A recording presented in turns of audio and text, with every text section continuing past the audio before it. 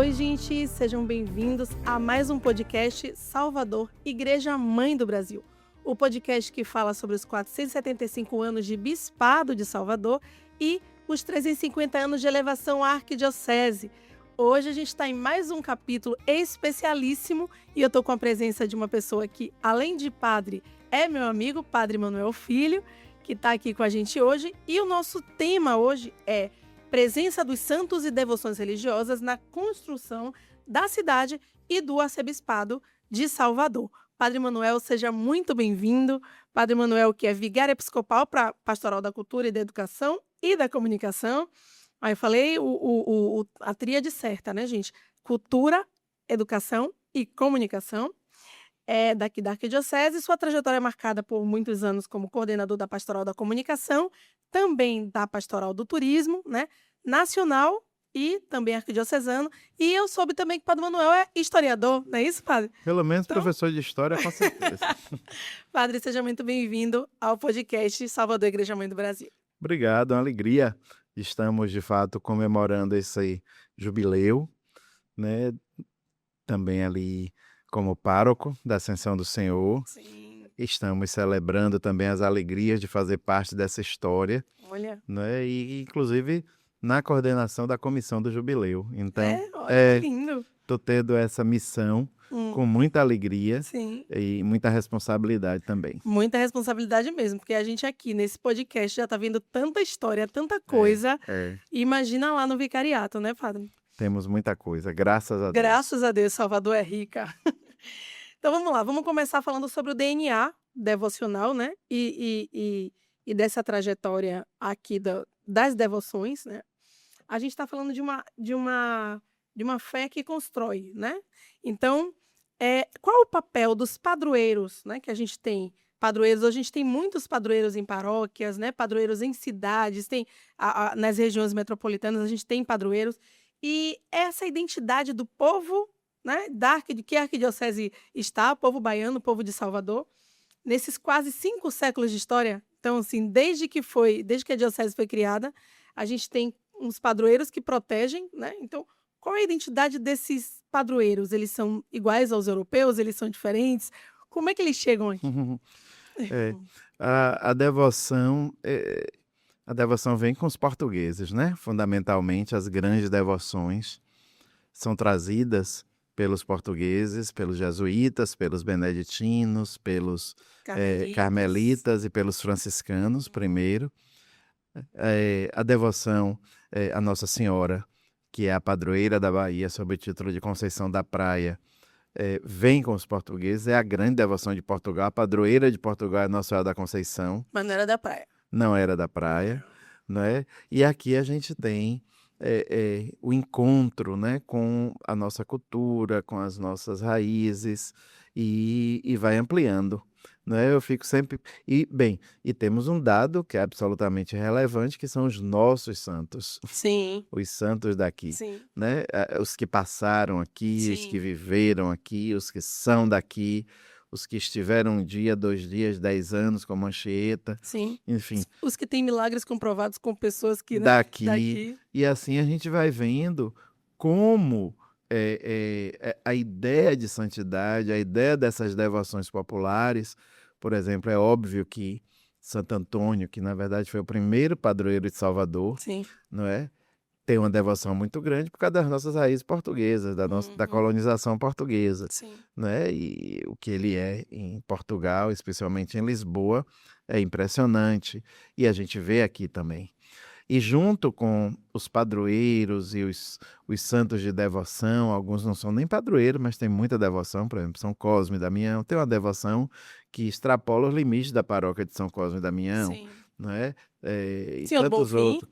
Porque Senhor do Bonfim, sendo Jesus, não já não é santo, santo. Né? É o próprio Deus. Mas tem uma devoção. Mas eu até conheço uma expressão que Padre Edson gosta de usar, é o padroeiro do coração dos baianos. Do coração. Né? Então essa expressão a gente pensou um dia e falou assim, Padre Edson gosta muito, E eu vejo que é isso mesmo. Sim. Porque existem os padroeiros oficiais e existem as grandes devoções. Então, Santo Antônio, por exemplo, que não é padroeiro, é um santo de grandíssima Santa devoção. Bárbara. Santa Bárbara, uma santa de grandíssima devoção. Uhum. E com experiências de fé, Sim. experiências de transcendência muito fortes Sim. na nossa cidade. Então, de fato, tem mais de 300, não são 365, né? São mais de 400 igrejas em nossa cidade, muito mais que isso em nossa diocese, com os seus 4 municípios, Sim. né? Além de Salvador, Lauro de Freitas, Itaparica, Mar Grande e Salinas, né? São os 4 municípios que hoje compõem a Arquidiocese de Salvador, além de Salvador. Então, além desses padroeiros todos, desses santos todos, quer dizer, são os padroeiros, são as devoções populares que extrapolam os limites do patronato paroquial, por exemplo, Sim. e são os nossos santos, os santos que passaram aqui. Inclusive, existe notícia de que inúmeros santos jesuítas passaram aqui, inúmeros, Olha que isso. você imagina que Salvador, como foi a sede da província jesuíta Sim. no Brasil, então todo mundo que vinha para o Brasil passava por Salvador. aqui. São João de Deus, por exemplo, Olha, existem notícias de que ele passou por aqui, que lindo. né? Além de São José de Anchieta, que Sim. morou 10 anos em Salvador. Depois nós temos aqueles que passaram aqui um dia, 2 dias, horas, como Santa Teresa de Calcutá e São Sim. João Paulo II, Sim. e aqueles que, de fato, aquelas, né, que marcaram a nossa história, como Santa Dulce, Beata Lindalva, Amada Vitória da Encarnação, Uhum. que estão aí nos Processos processos, de né? canonização, né? E que não está, por exemplo, Sora Joana Angélica, que Sim. não está em processo ainda, a gente até espera Sim. que uma hora esteja, mas que também tem devoção. Se você parar um tempo ali na Igreja da Lapa, Sim. onde está a sepultura de Sora Joana Angélica, você vai ver muita gente chegando lá para rezar, viu? Muita gente visitando o túmulo. Olha. Então, essa ideia de santidade, aí eu fico pensando que quando essa Bahia foi encontrada, quando os portugueses chegaram aqui no dia 1º de novembro, Sim. e como era de costume batizar o lugar com a festa religiosa que estava acontecendo naquele dia, e eles batizaram esta Bahia de Todos os Santos, né? não foi por acaso, Não. tinha um propósito ali. Tinha um propósito. Tinha um propósito. Ainda tem Maria Milza, que também esteve aqui, né? Que Maria tá em Milza processo, passou por aqui, sim. Ali né? está em processo também de Já, beatificação, beatificação. como Amada Vitória da Encarnação, É. né?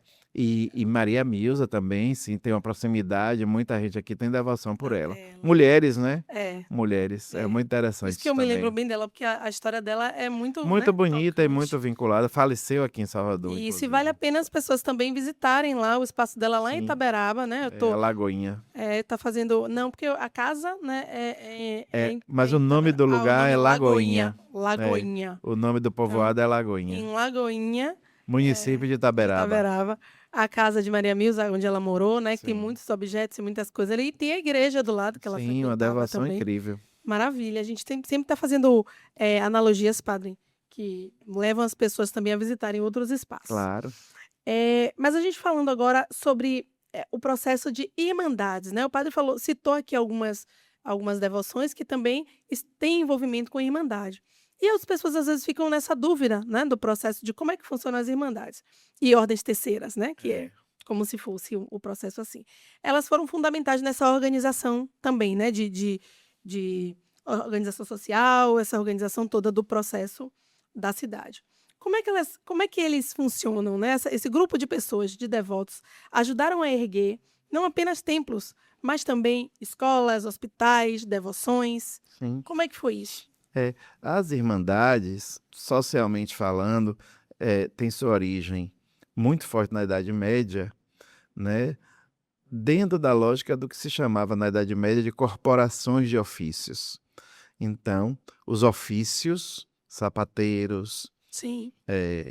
engraxates, enfim, médicos, se juntavam e formavam as chamadas corporações de ofícios medievais. Eram grupos de pessoas que se entreajudavam também. Eram grupos de entreajuda, que isso é muito forte também nas irmandades. Sim. né?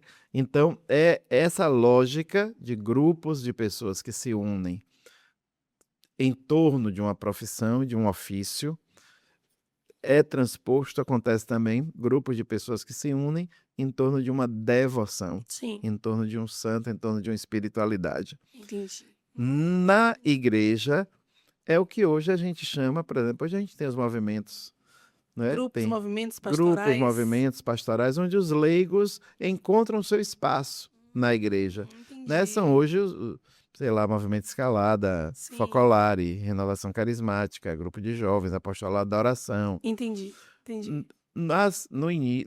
Ali pela Idade Média, nos No primeiros início havia momentos, irmandade. eram as irmandades. As irmandades eram os grupos de leigos, o espaço do leigo na vida eclesial, Entendi. muito fortemente. Então tinha essas duas características. Sim. O espaço de pertencimento laico e o espaço de autoajuda. Por exemplo, a Ordem Terceira de São Francisco, aqui em Salvador, os membros da Ordem Terceira de São Francisco têm o direito de, na velhice, morar no abrigo Santa Isabel. Olha. Quando a gente olha ali do Pelourinho, lá na Saúde, aquele belíssimo prédio Sim, amarelo, cheio de sim. janela, parece um Isso é palácio. vitalício, padre? Ele pode morar ali, tem uma cota que ele pode pagar e Sim. é ele que tem direito. Sim. É o irmão da Ordem Terceira que tem Tem direito de direito. morar ali na velhice. Olha ali. Então olha que lindo isso. tem essa característica Sim. também de Sim. se autoajudar, Sim. de se entreajudar, Sim. né? De entreajuda, de entreapoio. Então essas duas características configuram. E aí, em cima disso, por causa disso, de se juntar em torno de uma devoção, aí as irmandades têm a obrigação, constroem as suas igrejas, e têm a obrigação de cuidar da igreja, Sim. tem os seus projetos sociais, tem a obrigação, em geral, nos estatutos das irmandades, consta a obrigação de perpetuar a devoção, por isso que chama Devoção do Senhor do Bonfim da Bahia. Entendi. Entendeu? Porque o principal objetivo é É. cuidar dos bens Sim. em vista, mas o objetivo principal, o fim não são os bens, o fim é perpetuar a A devoção, devoção. manter a devoção viva. E aí vai chamando mais jovens, vai chamando gente nova, vai Entendi. atualizando.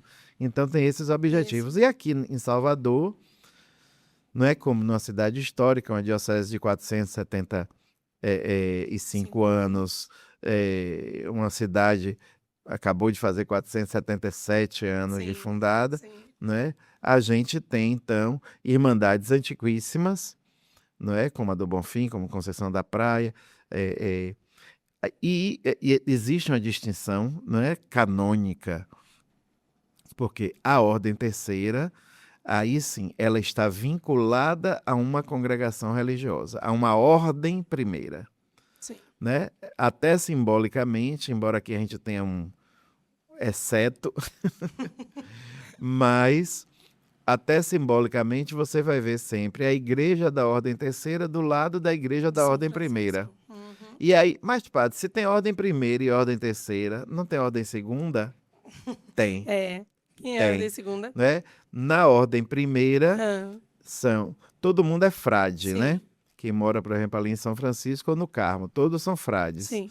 Mas existem frades ordenados sacerdotes. Sim, que são. Ordem Primeira. Sim. Os não ordenados, Ah, ordem segunda. segunda. Olha, Os gente. leigos, ordem terceira. Gente, não sabia dessa segunda, não. É. Eu conhecia a primeira e a terceira. Porque, Importante, digamos ó. assim, a primeira e a segunda moram no convento e Sim. para o olhar externo você Todo não vê mundo é igual, diferente, porque todo mundo é frade. Todo mundo é Né? Mas frade. agora aqui, por exemplo, a gente tem muito conhecido, tá aí nas redes sociais, Sim. Frei Lohane, Lei Lohane. né? Frei Lohane não é ordenado Não é padre. ordenado. Por quê? Porque ele não se sente vocacionado ao sacerdócio. Sim. E é uma coisa interessante, existia muito isso antigamente, depois É. deixou um pouco de existir, e essa vocação Sim. à vida religiosa sem o sacerdócio floresce hoje nas congregações. É. Começa a existir de Que é novo. muito das freiras, né? Que tem Exatamente. muito papel. O frei é o equivalente da freira. É. Na verdade, a lógica seria essa. Sim, O rapaz entra no convento para ser frei. frei. A necessidade De operários para a nossa messe. faz com que a congregação decida, olha, você vai ser ordenado, que a gente Sim. precisa de padre. Entendo. Mas a vocação primeira é para a vida como irmão. Como Frei é irmão. irmão, Sim, né? Então, a vida de irmão, a vida entendi. consagrada. Então, a ordem terceira está sempre ligada, umbilicalmente ligada à ordem primeira. Por Sim. isso, as igrejas. Qual é a exceção? Nós temos 3 ordens terceiras em Salvador. Qual é a exceção? São domingos. A igreja de São Domingos, que é da são as ordem irmãs, né? terceira. As irmãs que administram lá, São Domingos. Não, é uma ordem. É Uma ordem terceira de Sim, leigos, sim. ali do lado de frente da catedral, né? Sim. Ah, sim, a Ela igreja de São não tem Domingos. a ordem primeira. Por quê? Historicamente, teve alguma situação que aí, de fato, eu não sei dizer, mas aqui em Salvador, ela Sim. não tem a ordem primeira. Então é como se ela fosse... Não tinha. Ah, Tá ligada à ordem dominicana. sim. Só que os padres, os frades dominicanos, formaram uma comunidade aqui em Salvador agora. Que não vão ter Ah, um convento histórico grande no sim. centro histórico, porque não foi construído, mas Mas eles estão estão ali. presentes, inclusive para garantir essa identidade da Ordem Terceira, que Ai, já que está maravilha. presente com uma presença significativa Então, em nossa cidade. já existia a devoção, mas Já não existia a existia ordem. Na ordem existia a Ordem a Terceira. ordem terceira, mas não existia É tricentenária os a Ordem frades Terceira de aqui. São Domingos. É tricentenária aqui, aquela igreja belíssima, É verdade. muito bem conservada, como as ordens de São Francisco e do Carmo. Sim, do Carmo. Aí são as ordens terceiras. Aqui Sim. nós temos 3. As irmandades são inúmeras, né? Sim. Porque a gente conhece muito Bonfim e Conceição. Conceição da Praia, são É. as mais conhecidas. É. Mas, por exemplo, a igreja de Santo Antônio, além do Carmo, é uma igreja de irmandade. A Igreja da Penha também é. A igreja da Penha é uma igreja de irmandade. Uhum. Rosário dos Pretos Rosário é uma dos irmandade. É verdade. Entendeu? Existem muitas irmandades, pequenas irmandades, Sim. inclusive, em Salvador, e que são irmandades. Que são irmandades. E preservam a igreja que tem, E a e devoção.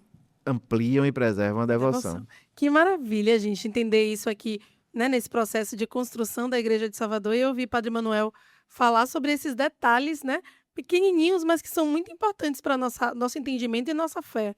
É interessante esse processo. Padre, falando sobre essa questão de devoção popular, né? O senhor falou muito sobre isso. Muitas vezes elas influenciaram a própria estrutura da Igreja Institucional da Bahia. Como é que foi isso? Começou no popular e...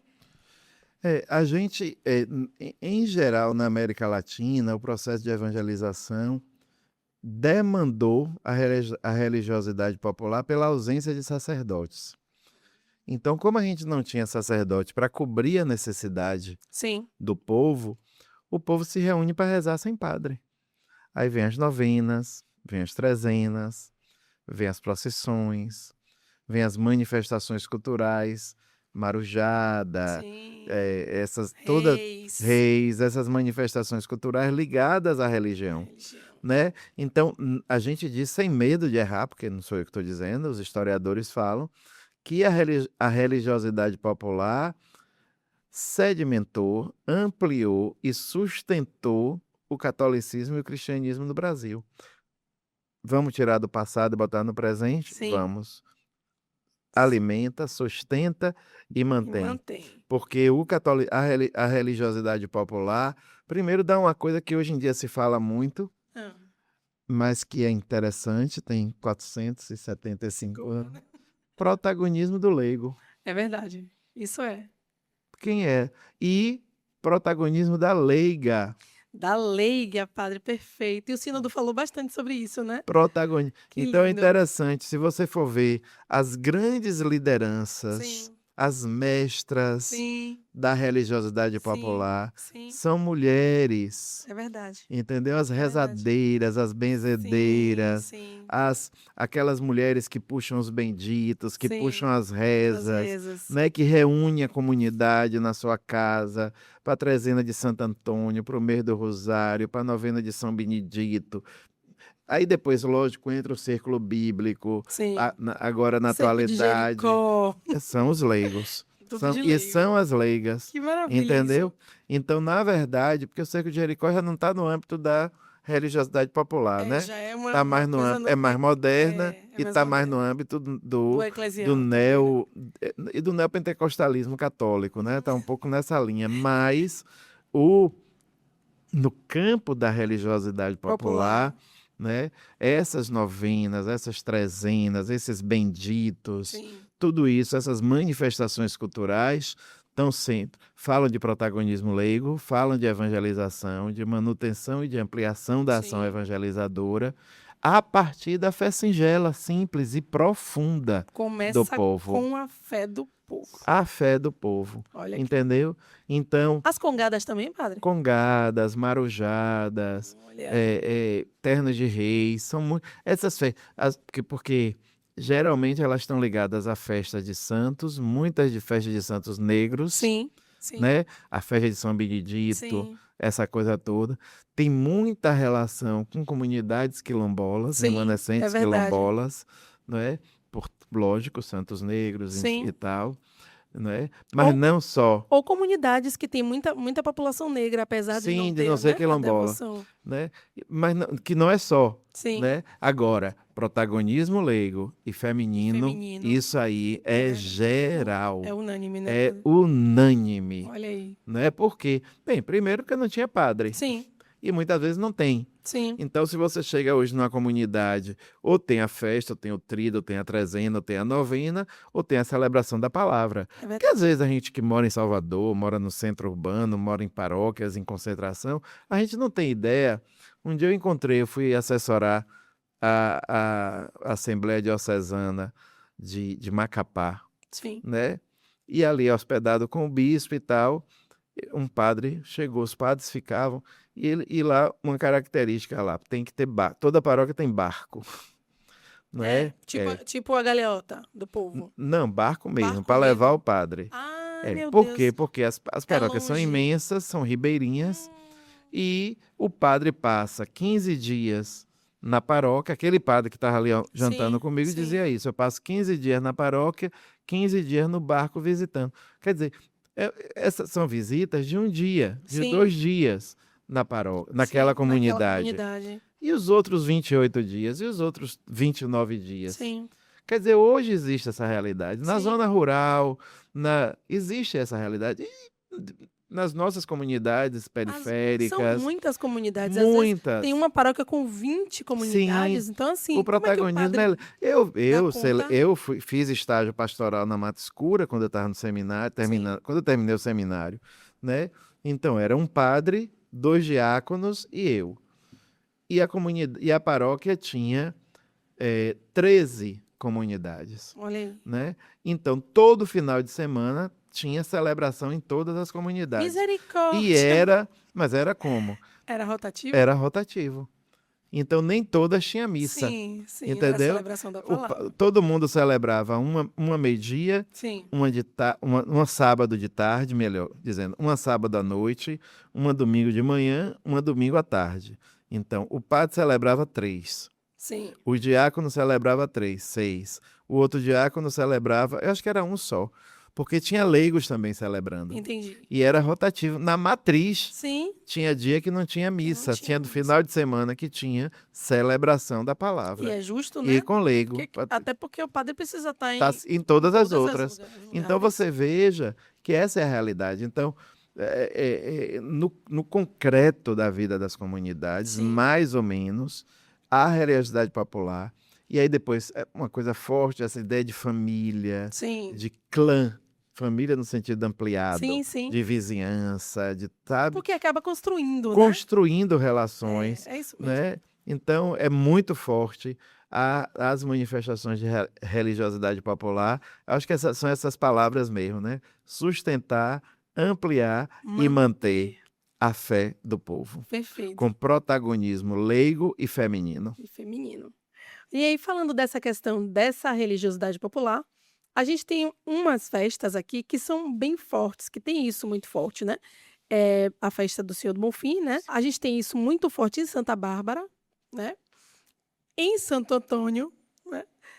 E na Conceição da Praia. Sim. Né? Santa Luzia também, Santa viu, Rosa? Luzia, é verdade. Santa Luzia é tá? muito forte. É verdade, Santa Luzia. São Lázaro é muito forte. E São Lázaro tem um interreligioso também bem muito forte. É verdade. Então a gente tem lugares assim. Sim. Como é que funciona essa característica, né, interreligiosa e popular Essa construção já começou desde lá de trás ou foi algo que foi adquirindo aos poucos com a mudança dos Sim, povos?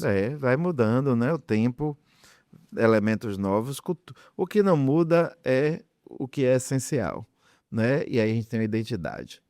E hoje em dia, mesmo as religiões de matriz africana, as grandes lideranças, falam cada vez mais também na fidelidade, porque o sincretismo nasceu de uma proibição, Sim, né? O sim, sincretismo é resultado, o sincretismo é uma coisa, é uma realidade sim, que nasceu de uma necessidade ruim, de sim, um aspecto negativo da nossa história. Aliás, há poucos dias, sim. a ONU, quase que com unanimidade, né, declarou que a maior chaga da humanidade foi a escravização de pessoas humanas e do Olha aí, povo gente. negro. A ONU declarou. Né? Só 3 países não votaram contra essa declaração. Mas então, foi uma realidade que nasceu de uma Sim, chaga histórica, né? A própria mãe Estela dizia: essa chaga histórica já não existe mais. sim, Então a gente não tem mais necessidade do sim. sincretismo. A gente pode Isso, reconstruir a isso, fidelidade e a originalidade das nossas tradições isso, religiosas. isso. Mas está aí, é um fato, Sim. né? Então, Tradicionalmente sempre tradicionalmente está houve, aí, né? né? Na nossa história. Então, o que é que a gente precisa? A gente está lá com a nossa identidade muito clara, muito Sim, marcada. É uma festa católica, são sim, festas católicas de santos católicos no dia dele, no dia litúrgico dos sim, santos, sim, né? Então são festas católicas em diálogo com outras manifestações religiosas sim, e com as manifestações culturais daí decorrentes. sim, Então, a palavra que é muito a palavra que define isso é aquela que veio com muita força no Concílio Vaticano II, que eu estou falando aqui agora, diálogo. hum, É sempre diálogo. Eu tenho que entender que o diálogo não, sobre todos os aspectos da vida, no religioso também, o diálogo não diminui em nada a minha com verdade. certeza. Entendeu? A Oxente, capacidade de dialogar não diminui em nada a verdade que a gente carrega. com certeza. Entendeu? Não, então, a nossa identidade, a nossa verdade de fé se mantém cristalina em diálogo com outras possíveis manifestações religiosas que também redefinem o seu papel Sim, e as suas posturas, sim, e com a cultura, aí sim. E a cultura é vasta, a cultura envolve as comidas próprias, envolve as danças, os ritmos, as alegrias. E olhe, sinto dizer, mas não assim, ai que pena, mas não é prerrogativa nossa. não, Onde existem festas religiosas, existem existe, festas populares é, no entorno da festa, sim, não é? Na Alemanha, sim, na Suíça, na Bélgica, sim, na Argentina, no México, nem se fala. Claro que há os países de olha, não vou nem dizer isso, porque não é hã, verdade. Os hã, países europeus, em Portugal, na Espanha, na Alemanha, na Itália, tudo tem festa. sim, Toda fé, toda manifestação religiosa tem festa. Um pouco racionalismo do iluminismo sim, entrou em algum momento sim, na história da religião e deixou algumas expressões religiosas um pouquinho mais secas, sim, mais racionais, mais podadas, né? menos envolvidas. Sim, Mas, fora isso, todas as manifestações olha aí, católicas, cristãs, evangélicas, né, das outras grandes heranças, tradições religiosas, hinduísmo, budismo, islamismo, tudo tem. Tudo tem som, tudo tem cor, tudo tem música, tudo tem comida, tudo tem flores, tudo tem cheiros. Todas as manifestações faz parte, sim, faz parte. Agora, a gente não perde a identidade, sim, então a identidade está lá. Agora o diálogo é aberto. sim. E o que é litúrgico a gente mantém na Porque é o liturgia. essencial. É o essencial. Exatamente. Perfeito, padre. O povo baiano tem isso, né? Dessas gírias, que a gente tem gírias específicas, né? O povo Sim. baiano tem essa coisa do falar diferente. Na verdade, o povo soteropolitano tem um falar diferente, inclusive do povo baiano.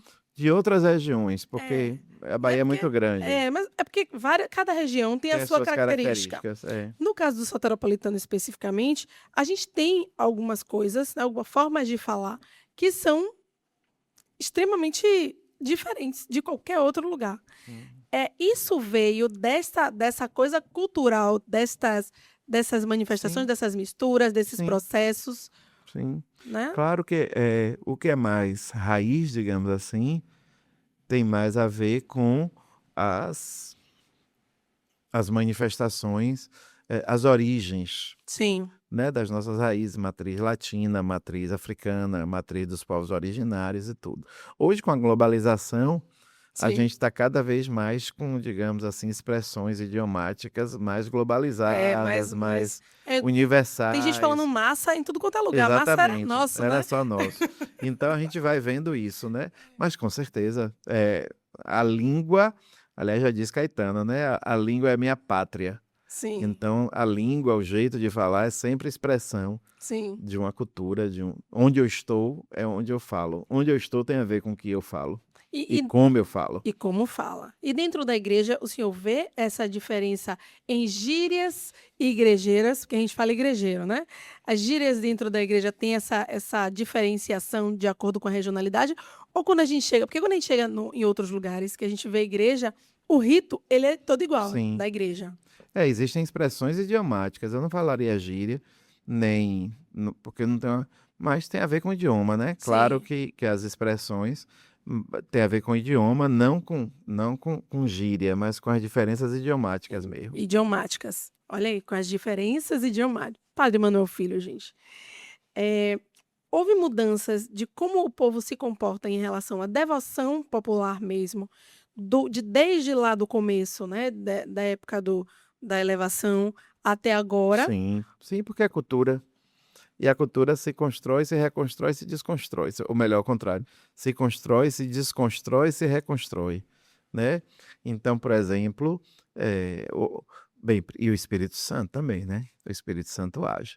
É verdade. Então, ele traz novidades, traz elementos novos, traz novos carismas. O tempo muda. Então, como um dia surgiu os franciscanos, outro dia o franciscanismo, outro dia surgiu o beneditino, depois, enfim, também vai surgindo movimentos, e, e isso reflete no jeito de estar na igreja, no jeito de ser na igreja também, né? Então, nem sempre é fácil aceitar as mudanças geracionais, Sim. né? Mas a gente faz parte, contanto que não mexa no que é essencial. De fato, aí, Santo Agostinho sempre, né? No essencial, radicalidade, no relativo, liberdade, em tudo, caridade. Em tudo, caridade.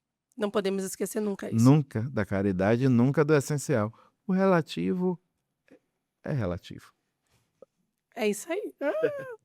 Padre, o senhor falou aqui sobre muitas devoções que Salvador tem e que foram de Portugal, né? Tem essa questão popular que tem da cultura indígena e africana. Eh, existe alguma devoção que seja unicamente de Salvador? Que tenha nascido aqui, que você fala. Que seja própria daqui, né? Porque agora já ganhou o mundo, né? Mas que tenha nascido aqui. Eu acho que todas as grandes devoções nossas nasceram assim. O que não nasceu é a origem da devoção. Bem, a gente vai ter uma devoção, o pessoal na OSID, nas obras sociais de Irmã Dulce, em torno ali do santuário, está mergulhando nessa descoberta da espiritualidade de Santa Dulce, Sim, gerando, por exemplo, o dulcismo, sim, né? Então, o dulcismo, com o passar dos anos, à medida que isso for amadurecendo e que esse mergulho for sendo aprofundado, sim. vai virar mais até do que uma devoção, uma espiritualidade autenticamente. Porque não existe nada autenticamente de um lugar no âmbito da fé católica, porque é universal. Sim. Então, você sempre vai encontrar as raízes Um pedacinho em algum lugar. no universal, né? Então, quando Santa Dulce fala do amor, quando Santa Dulce, enfim, imagina, Sim. mais até do que religioso, mas expressões de devoção, né? Então, aí sim, né? Existem peculiaridades na expressão de uma devoção, quer dizer, a forma como a Bahia tem devoção à Nossa Senhora da Conceição é diferente de como Sergipe, que é a padroeira também da Nossa Senhora da Conceição, tem, né? Ou ao Bom Jesus, existe devoção ao Bom Jesus. Há pouco tempo atrás eu fui conhecer, lindíssima, a devoção ao Bom Jesus, interessante. Bom Jesus dos Navegantes é muito forte no Rio São Francisco, Olha, nas cidades, cidades que... né? Então eu fui conhecer Propriá, fui conhecer a Sim, devoção em Propriá. Até a imagem não é do crucificado como aqui, é aquela imagem de Jesus assim, olha né? aí. Em pé, assim com a mão. Então é Jesus que acalma o mar, né? Um pouco essa Sim, olha que expressão. lindo, padre. Então você veja, até a iconografia, até a Sim, expressão artística é diferente. Então isso vai, no essencial, é a devoção finalmente a Jesus, tem título, é sempre isso, sim. não é? Mas Mas a forma de manifestar, objetificar, de sim, objetivar, a sim. forma de manifestar varia aqui em todos os lugares, em todos os lugares, sim. A devoção à Nossa Senhora da Boa Viagem, que não tem exatamente esse nome, Nossa Senhora dos Navegantes, Sim. né, em Porto Alegre, é grandíssima, com procissão marítima, com e tal, e tal, e tal. Olha. Então, são devoções com eh, características próprias. Sim, sim. Então, a nossa aqui específica, Boa Viagem, Bom Tem, Jesus dos Navegantes, é, é específica daqui. daqui. A galiota, as Sim, formas e tal, e tal, sim. e tal. É assim todo mundo, entendeu? Entendi, Só se entendi. festeja Santa Bárbara do jeito que se fez. É a mesma devoção a Sim, Santa Bárbara no mundo todo. Mas a mas forma como se festeja na aqui Bahia é é só única. aqui. Como é única também a forma como se festeja. Senhor do Bonfim, Não, e Santa Bárbara em outros em outros lugares. lugares, sim, Entendeu? entendi. Perfeito, padre. Agora, só para a gente encerrar, na prática, especificamente, como é que a devoção nos ajuda hoje a ser igreja missionária, acolhedora, uma coisa que o senhor sempre defendeu em sua trajetória e vai trazer para a gente hoje para fechar Ah, esse não, momento? claro, claro. É, o espaço das devoções é sempre espaço de acolhimento, né? Sob todos os aspectos. A religiosidade popular, uma das, digamos assim, se a gente for ticar características da religiosidade popular, tá ali acolhimento, Sim, né? Tá ali alegria, é outra característica, sim. né? Tá ali cultura, tá sempre ligado à cultura. Encontro, Encontro, a cultura do cultura encontro. do Então, encontro. essa característica da acolhida, do encontro, né, é sempre muito própria, é sempre muito característica, né, do estar junto, pessoas que se encontram, estão Sim. juntos para celebrar. Isso é muito forte, é muito característico. Maravilha, padre. Muito obrigada pela Eu que sua agradeço pela presença. oportunidade. E o senhor é sempre bem-vindo aqui, tá? Muito obrigado. Gente, encerrando agora o nosso podcast Salvador, Igreja Mãe do Brasil. Mais um episódio maravilhoso aqui com o Padre Manuel Filho. E a gente continua aguardando vocês. Todo dia 25 a gente está esperando vocês no próximo episódio aqui na Rádio Excelsior da Bahia. Até lá!